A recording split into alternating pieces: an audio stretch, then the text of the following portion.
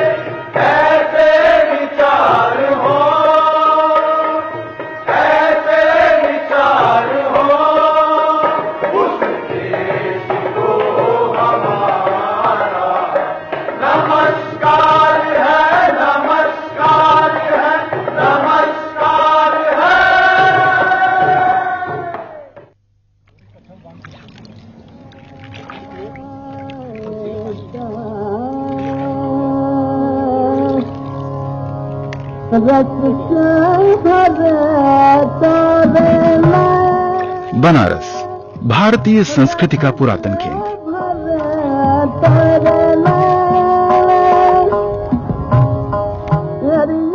इसी शहर में सन 1881 में हिंदी साहित्य के युग पुरुष भारतेंदु हरिश्चंद्र ने एक प्रहसन की रचना की। नाम था अंधेर नगरी।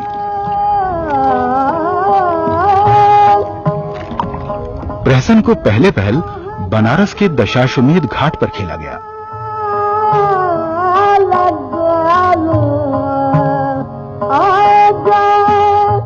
अंधेर नगरी अपनी तमाम खूबियों के चलते आज भी रंगकर्मियों के लिए प्रासंगिक बना हुआ है।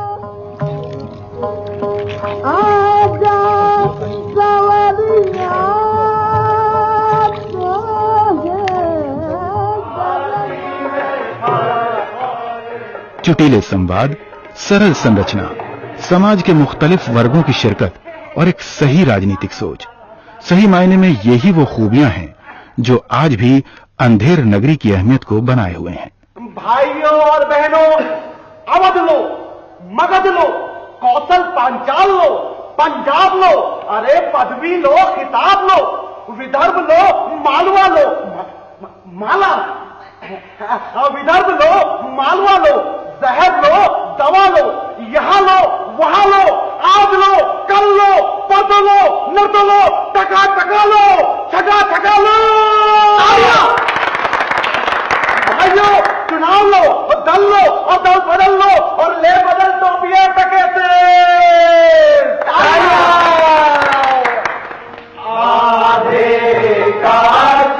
100 बरस से अधिक का इतिहास है हिंदी रंगमंच का। इतने समय में अंधेर नगरी ही ऐसा नाटक है जिसे सबसे ज्यादा खेला गया है, और इस बात की तस्दीक करती है राष्ट्रीय नाट्य विद्यालय की एक शोध के मुताबिक आजादी के बाद करीब 30 नाटक मंडलियों ने अनगिनत बार देश के विभिन्न हिस्सों में अंधेर नगरी का मंचन किया है।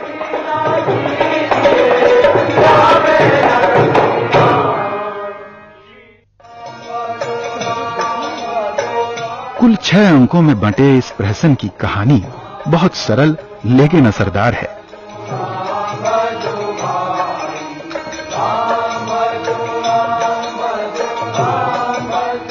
एक गुरुजी अपने चेलों के साथ ऐसे शहर में जा पहुंचते हैं जहां हर चीज टके सेर मिलती है। टके सेर भाजी, टके सेर खाजा। चेला गोवर्धन दास लालच में पड़कर गुरुजी के मना करने पर भी इस विचित्र शहर में रुकने का इरादा बनाता है।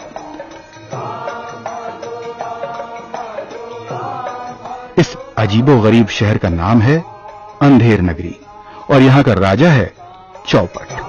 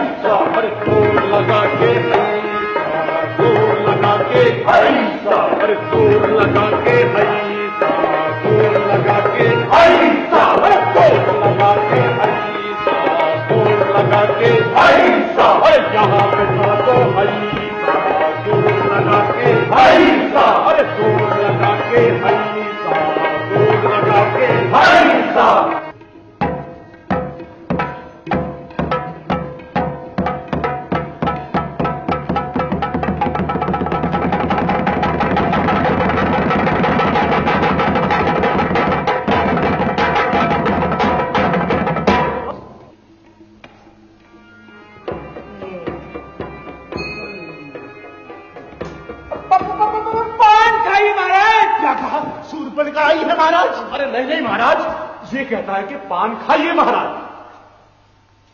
दुष्ट, लुच्चा, पाजी, नाहक हमें गिरा दिया जी। मंत्री इसे 100 कोड़े लगाओ। पर महाराज इसमें इसकी क्या गलती है महाराज? न पनवाड़ी पान लगा कर देता और न ये कहता महाराज। अच्छा तो पनवाड़ी को 200 कोड़े लगाओ। शराब लीजिए महाराज। पीजिए महाराज। चौपट राजा का न्याय भी काफी बेतुका है। गरीब फरियादी अपनी बकरी के दीवार से दब जाने के कारण मुआवजा मांगने आता है तो राज दरबार में कल्लू बनिया से लेकर भिश्ती गडरिये सबकी परेड लगा दी जाती है और राजा के सिरफिरेपन के चलते फांसी होती है कोतवाल को।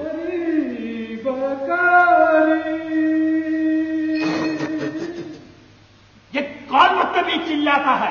पकड़ लो। कोतवाल अपनी जान बचाने के लिए फांसी का फंदा थोड़ा चौड़ा बनवाता है और फिर खोज होती है मोटे गले वाले आदमी की, क्योंकि सजा तो किसी न किसी को मिलनी ही है। इस नगर में ऐसा कोई धर्मात्मा नहीं है जो इस फकीर के प्राण ले आए। टके शेर का माल उड़ाकर मुटाए हुए चेले गोवर्धन दास का गला फांसी के फंदे पर चढ़ने के काम आता है। इस जानलेवा मुसीबत से घबराया गोवर्धन दास अपने प्राण बचाने के लिए गुरुजी को याद करता है। गुरुजी अपने वायदे के मुताबिक फांसी स्थल पर चेले की जान बचाने के लिए पहुंच जाते हैं।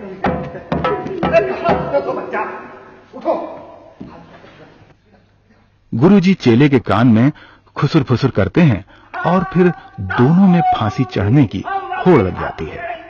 गुरु कहता है फांसी हम चढ़ेंगे, चेला कहता है फांसी हम चढ़ेंगे। अरे बच्चा इतना समझाया नहीं मानता। अरे हमको जाने दे।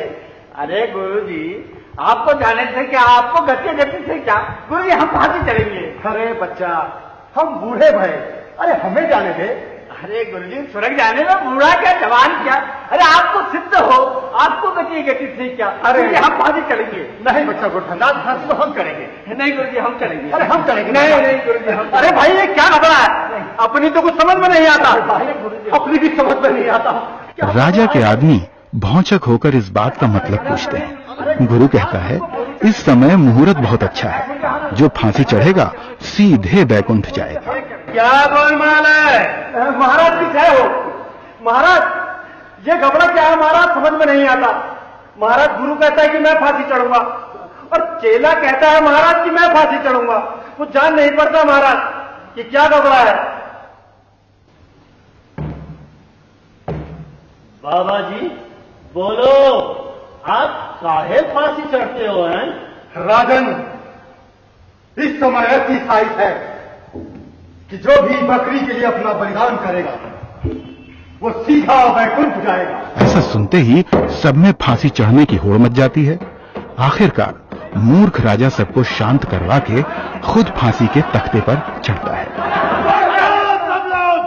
अंधेर नगरी प्रसंग भी यहीं समाप्त होता है। राजा की आछत और कौन वैकुंठ जा सकता है?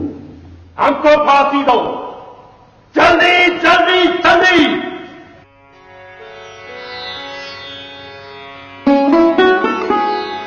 आजादी के बाद इलाहाबाद की नाटक मंडली प्रयाग रंगमंच ने अंधेर नगरी का मंचन किया।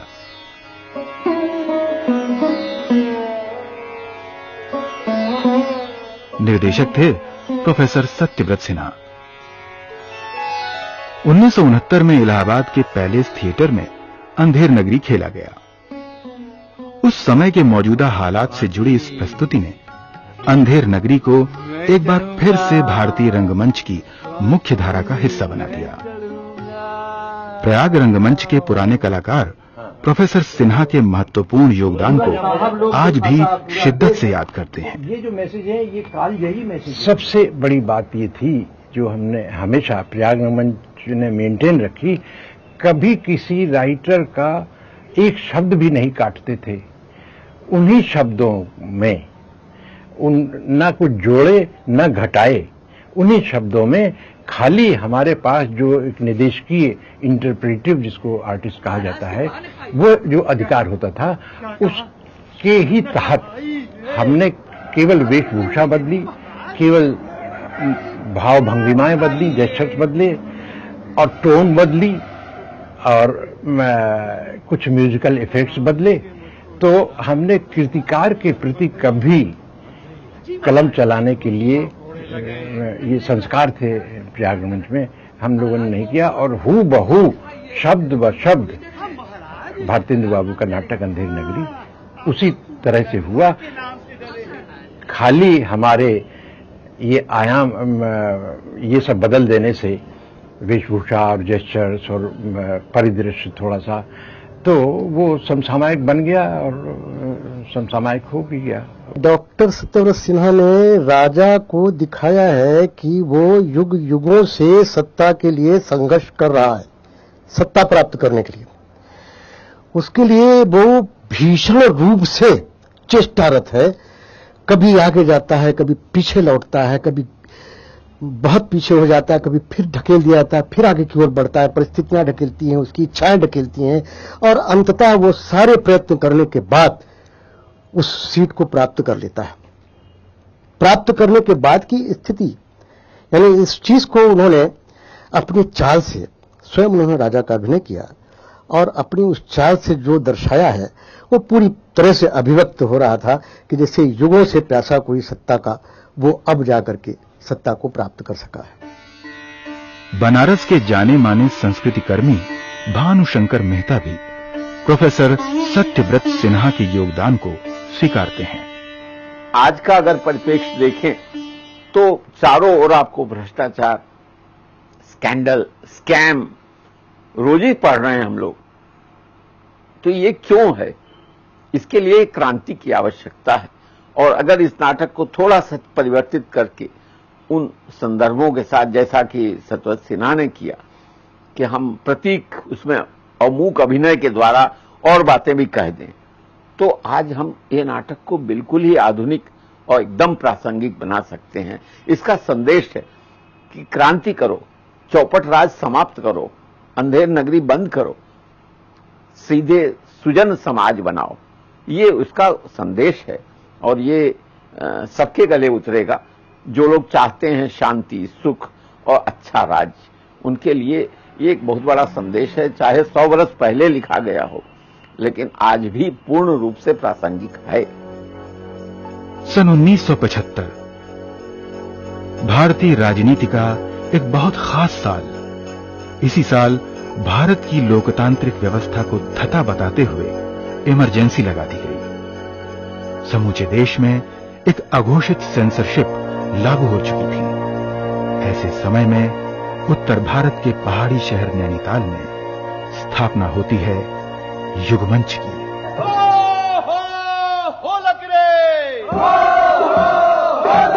अरे जो नर जीवे खेले फाड़। 1976 में युगमंच अपनी दूसरी प्रस्तुति के लिए अंधेर नगरी को ही सबसे जरूरी समझता है।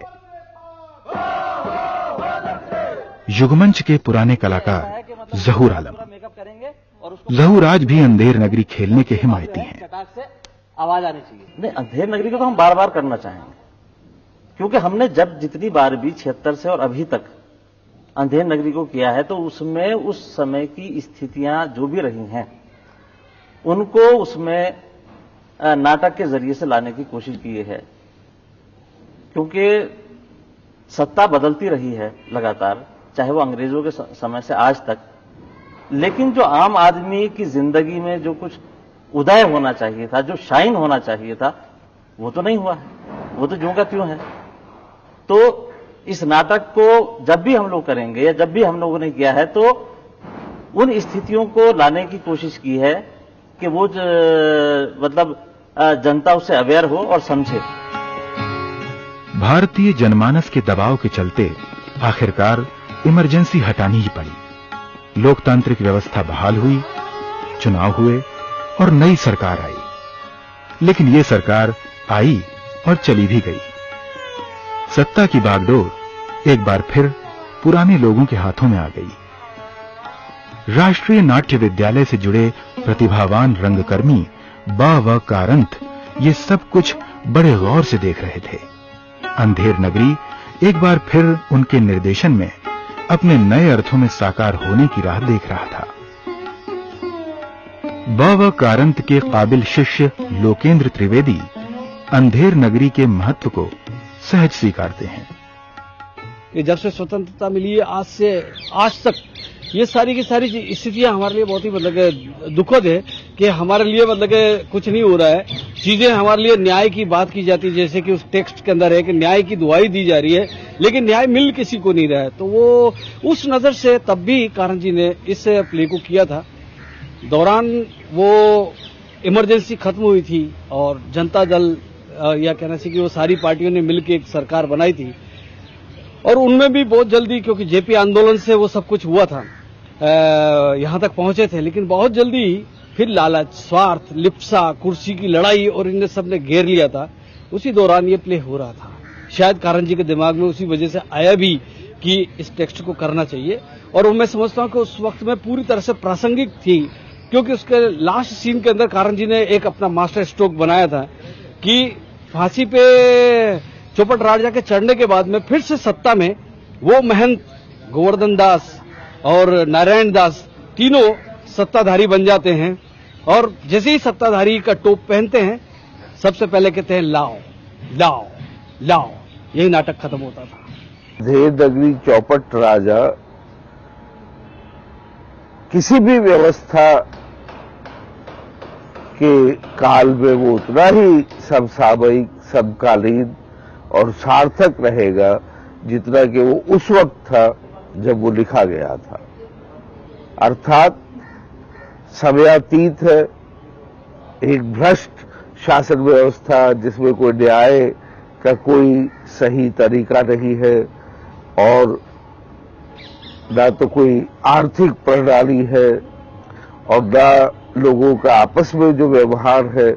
तो जहां भी ये सारी चीजें कभी भी अपने सही रूप में रही है, तो ये नाटक हमेशा इस दृष्टि से आप देखें उसकी सार्थकता उतनी ही बनी रहेगी।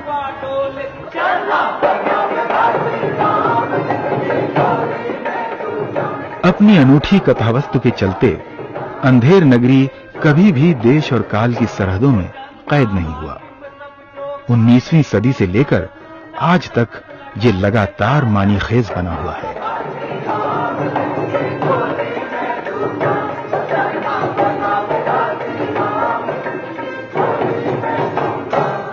जोर गरम ले चने का ढेर, अरे बेचा लखनऊ के मशहूर रंगकर्मी आतमजीत सिंह ने जब सन 2001 की गर्मियों में बच्चों के साथ किसी दिलचस्प नाटक का चुनाव करना चाहा, तब अंधेर नगरी के नाम पर सबकी सहज ही सहमति हो गई। जब बच्चों के लिए एक अच्छे नाटक की तलाश हमने शुरू की तो हमें लगा कि अंधेर नगरी बच्चों के साथ किया जा सकता है। एक तो मेरे ग्रुप में 30-35 बच्चे हैं और हर बच्चे के लिए कुछ ना कुछ करने को अंधेर नगरी में मुझे दिखाई दिया। खासतौर से बाजार के सीन में आप जितने भी बच्चे डाल सकते हैं डाल लें, बढ़ता जितने ज्यादा से ज्यादा बच्चे हों उतना वो खूबसूरत बनता चला जाता है। दूसरा, इस नाटक को समझने में बड़े आयु ग्रुप के लोगों को भी जिस तरह से कोई तकलीफ नहीं होती, वो अपनी समझ के अनुसार इसको समझते हैं। मुझे लगा बच्चे भी इसको समझेंगे और जब बच्चों के साथ इस नाटक को पढ़ा गया तो बच्चों ने इस नाटक को पढ़ने में बहुत आनंद लिया। तो हमें लगा कि ये नाटक बच्चों के साथ किया जा सकता है और फिर इस नाटक को चुन लिया गया। मेरा गोवर्धन दास का रोल था, तो उसमें मैंने ये गलती कर दी थी कि गुरुजी का साथ छोड़ दिया था, अपने उनके कहने के अनुसार नहीं चला था। जहां ऐसा एक मुझे नगर मिला, अंधेर नगरी, जहां पे हर चीज सस्ती थी, वहां पे सब टके सेल था, वहां पे काफी बहुत कुछ सस्ता था। वहां पे देखते ही मेरा मन ललच गया। गुरु ने मेरे मना किया लेकिन गुरु के कहने पर नहीं चला। जब गुरु ने जो कहा वो नहीं किया, जिसमें मैं फंसता चला गया। लेकिन अंत में ऐसा लगा कि गुरु की बात सही थी। तब गुरु जी को याद किया, गुरु जी फिर सामने आए, गुरु ने फिर मदद की। इससे ये सीख मिली कि जो जैसा उन्होंने बताया कि सही और गलत की पहचान करके फिर चलना चाहिए। वो बहुत लालच में पड़ जाता है कि मतलब यहाँ बहुत आसानी से हाट बाजार लगता है, वहाँ दिखता है कि सब कुछ तो बहुत सस्ता मिल रहा है, तो वहाँ तुरंत वो उसी तरफ जाता है और हमको छोड़ देता है। मतलब अपने गुरु को छोड़ के वो उसी तरफ चला जाता है। फिर बाद में जब उसके ऊपर मुसीबत आती है, वो देखता है कि मतलब मौत मेरे सामने खड़ी है, अब मैं क्या करूं, तब फिर वो अपने गुरु को बुलाता है। अगर उस टाइम उसको गुरु मदद ना करता तो फिर तो लालच की वजह से वो मर ही जाता।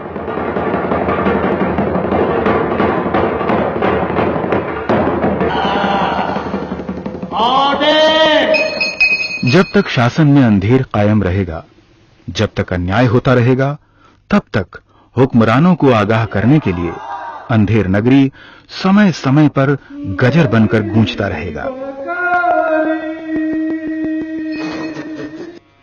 1881 से आज तक अंधेर नगरी का लगातार खेला जाना ही ये साबित करता है कि इसकी जरूरत हर दौर में बराबर बनी रही है। इसी कारण समय समय पर हालात की जरूरतों के मद्देनजर इस नाटक में थोड़ी बहुत तब्दीलियों को भी जगह मिली है। अंधेर नगरी है, इसीलिए शायद अंधेर नगरी जैसा नाटक भी।